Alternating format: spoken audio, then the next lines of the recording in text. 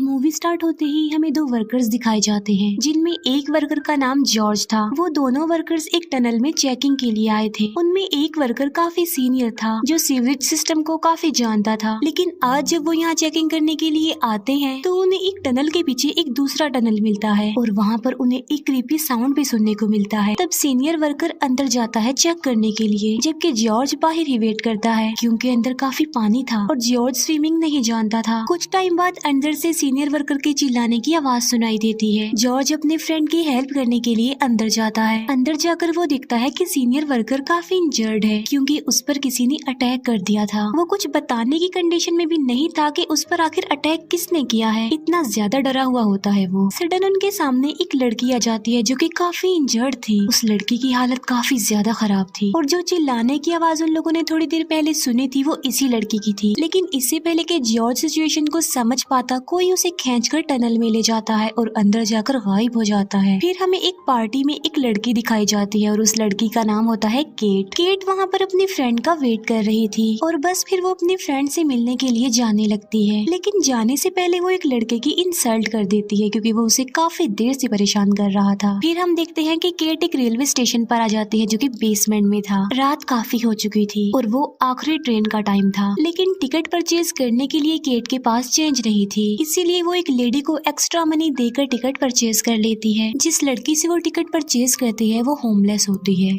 इसके बाद वो वेटिंग एरिया में जाकर ट्रेन के आने का वेट करती है, लेकिन तभी उसकी आंख लग जाती है। जब वो नींद से जागती है तो वो देखती है कि स्टेशन बिल्कुल खाली हो गया है। इसी वजह से वो काफी घबरा जाती है, लेकिन फिर उसे एक ट्रेन मिल जाती है और वो उसमें चली जाती है। वो ट्रेन बिल्कुल खाली थी, लेकिन हम देख पाते हैं कि केट के अलावा भी कोई अननोन पर्सन उस ट्रेन पर चढ़ गया है। यहाँ पर उस अननोन पर्सन का फेस तो नहीं दिखाया जाता और तभी ट्रेन चल पड़ती है, लेकिन अचानक से ट्रेन रुक भी जाती है और पूरी ट्रेन की लाइट्स भी ऑफ हो जाती है। केट चेक करने के लिए ड्राइवर कैबिन के पास आती है, लेकिन ड्राइवर को तो किसी ने बड़े ब्रूटल तरीके से मार दिया होता है। केट को अपने पीछे एक आदमी दिखाई देता है। ये वही आदमी होता है जो पार्टी में केट को परेशान कर रहा था। असल में वो पार्टी से ही केट का पीछा कर रहा था और ट्रेन की लाइट्स भी उसी ने ही ऑफ की होती हैं। और जो अननोन पर्सन चुपके से ट्रेन में आ गया था वो भी यही था। केट शाउट करती है, तभी अचानक से ट्रेन का डोर ओपन हो जाता है और उस आदमी को कोई बाहर की तरफ खींच कर ले जाता है। केट बहुत ज्यादा डर जाती है। वो ट्रेन से उतर जाती है और भागने लगती है। फिर वापस दोबारा उसी रेलवे स्टेशन पर आ जाती है। वो देखती है कि स्टेशन तो पूरी तरह लॉक्ड हो चुका है। वो हेल्प के लिए काफी चिल्लाती है, लेकिन उसे कोई भी आंसर नहीं मिलता। फिर थक हार कर केट एक जगह पर जाकर बैठ जाती है। तभी वहाँ पर एक डॉग आ जाता है। ये डॉग उसी लड़की का था जिससे केट ने टिकट परचेज किया था। हेल्प के लिए केट उस डॉग को फॉलो करती है। उसे फॉलो करते करते केट स्टेशन के स्टोर रूम में पहुंच जाती है, जहाँ पर वो होमलेस लेडी अपने हस्बैंड के साथ रहती थी। केट उन लोगों को सारी बात बताती है जो उसके साथ हो चुका था, लेकिन हैरत की बात तो ये है कि वो लोग उसकी बात पर बिलीव नहीं कर रहे थे। केट उस लेडी के हस्बैंड को कुछ अमाउंट देती है कि इसके बदले में तुम मुझे कंट्रोल रूम तक पहुँचा दो। इसीलिए उस लेडी का हस्बैंड केट के साथ चला जाता है, लेकिन उनके जाने के बाद कोई उस होमलेस लेडी पर अटैक कर देता है। पूरे स्टेशन पर कैमरास लगे हुए थे, लेकिन हैरत की बात तो ये थी कि जो कुछ वहाँ पर चल रहा था वो किसी भी कैमरा में कैप्चर नहीं हो रहा था। ट्रैक पर उन दोनों को वो लड़का मिलता है जो केट को परेशान कर रहा था पार्टी में, जो कि काफी इंजर्ड था क्योंकि उसकी कमर पर किसी ने काफी गहरा वार किया था। उसकी हालत काफी खराब थी। उसकी ऐसी हालत देखकर उस लेडी का हस्बैंड उसकी हेल्प करता है। वो उसे ऊपर ले आता है ट्रैक से, लेकिन तभी उस लेडी के हस्बैंड को अपना डॉग वहाँ पर दिखाई देता है। ये देखकर वो फौरन समझ जाता है कि जरूर मेरी वाइफ के साथ कोई हादसा हुआ है, वरना ये डॉग उसे अकेला छोड़ के ना आता।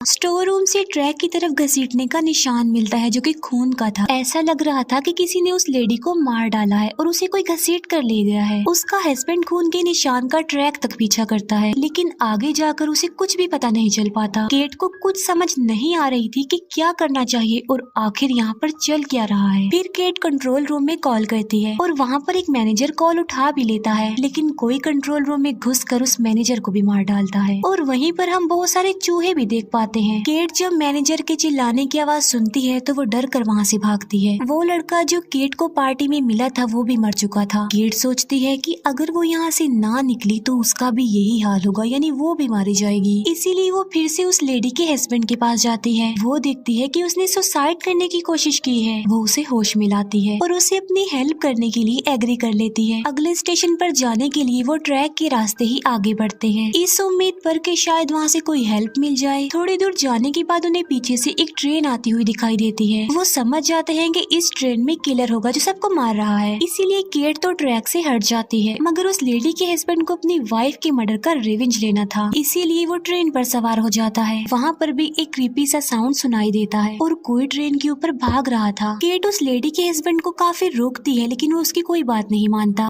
केट की आंखों के सामने उस लेडी के हस्बैंड की भी डेथ हो जाती है। एक के बाद एक सब मारे गए थे और अब सिर्फ केट ही जिंदा बची थी। ये किलिंग्स कौन कर रहा था केट को ये नहीं पता चल पाता, लेकिन केट काफी डरी होती है। वो ट्रेन से उतर जाती है और भागने लगती है। वो उसी टनल में आ जाती है जिसे हमने मूवी के स्टार्ट में भी देखा था। एक स्टोर रूम से उसे भागने का रास्ता भी मिल जाता है, लेकिन अचानक से लाइट्स ऑफ हो जाती हैं। यहाँ पर भी केट को वो क्रीपी साउंड सुनाई देता है, इसीलिए केट छुपने की कोशिश करती है, लेकिन आखिरकार वो किलर केट को ढूंढ ही लेता है। और यहाँ पर हम फर्स्ट टाइम उस किलर का फेस देख पाते हैं। और वो कोई इंसान नहीं था बल्कि एक क्रिएचर था जो पहले इंसान का शिकार करता था और बाद में उसे मारने के बाद खा लेता था। हम देखते हैं कि वो एक डेड बॉडी को काफी बुरे तरीके से काट रहा है। वो डेड बॉडी को कई टुकड़ों में डिवाइड करके चूहों को खिला देता है। उस क्रिएचर ने कुछ लोगों को अलग अलग केज में कैद करके रखा हुआ था। उसने केट को भी कैद कर लिया होता है। वहीं पर हम वर्कर जॉर्ज को भी देख पाते हैं, जिसे मूवी के स्टार्ट में कोई उठा कर ले गया था। केट और जॉर्ज अभी जिंदा थे जबकि बाकी सारे प्रिजनर्स मारे जा चुके थे। किसी भी इंसान के मर जाने के बाद ये क्रिएचर उसे अपने साथ ले जाता था। जॉर्ज केट को कहता है कि जब कोई जिंदा होता है तो ये क्रिएचर उसे कोई नुकसान नहीं पहुंचाता,